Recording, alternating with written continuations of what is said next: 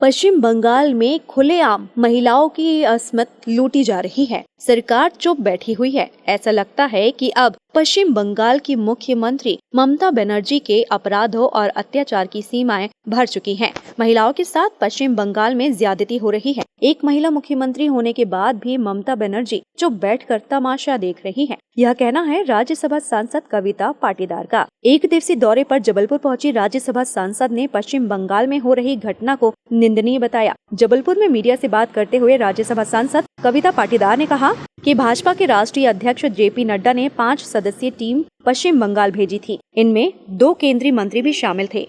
के पास इस पूरी घटना को लेकर हम लोग पूरी कमेटी जब गए तो वो भी बहुत दुखी थे। उन्होंने कहा कि मैं भी इस घटना से दुखी हूँ और लगातार जो यहाँ पर घटनाएं हो रही है, बहनों के साथ जो अत्याचार हो रहा है, उनकी पूरी खबर उनके पास है और वो भी उससे बहुत दुखी है। वो खुद शासन को एक रिपोर्ट सौंप रहे हैं और हमारी रिपोर्ट भी उसमें सम्मिलित की जाएगी और हम भी अलग से हमारे राष्ट्रीय अध्यक्ष जी को वो कमेटी की रिपोर्ट सौंपेंगे।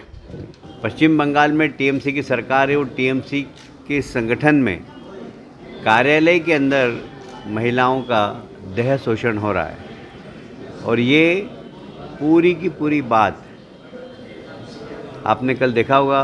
कम्युनिस्ट पार्टी की नेता वृंदा कारंत भी गई थी, उनसे भी महिलाएं मिली, हमारे लोगों से भी महिलाएं मिली है। उनके पास पट्टे हैं पर ज़मीन नहीं है। उनको प्रधानमंत्री अन्न योजना के माध्यम से 5 किलो अनाज प्राप्त करने का अधिकार है, पर वो अनाज प्राप्त नहीं हो रहा है।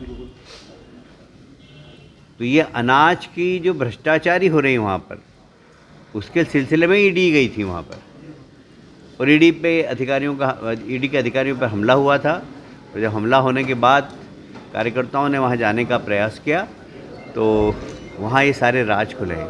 मैं संदेश खली 4-5 बार गया हूँ, मुझे वहाँ के प्रशासन ने जाने से मना कर दिया था। ये जो शेख का नाम सामने आ रहा है, हमारी ऐसे बैठक चल रही थी मंडल की और हमारे मंडल के अध्यक्ष को सब कार्यकर्ताओं के सामने कनपटे पे गोली मार के चले गए, कार्यकर्ता की हत्या कर दी और पुलिस ने इनको साल भर तक गिरफ्तार नहीं किया। साल भर तक घूमते रहे। फिर मैंने जाके धरना दिया था, तब उन्होंने गिरफ्तारी की औपचारिकता की थी और वो भी अज्ञात लोगों के नाम से रिपोर्ट लिखी। इनको शंका के आधार पर बरी कर दिया गया। तो वहाँ गुंडे, पुलिस और राजनेताओं का नेक्सस चल रहा है। वहाँ डेमोक्रेसी है ही नहीं और महिलाओं की वो दुर्दशा है।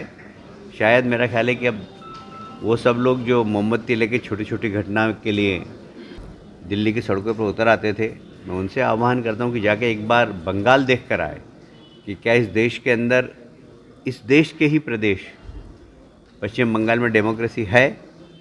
मुझे लगता है कि वहाँ हालात ऐसे हुए हैं कि वहाँ तो अब राष्ट्रपति शासन लगना ही चाहिए।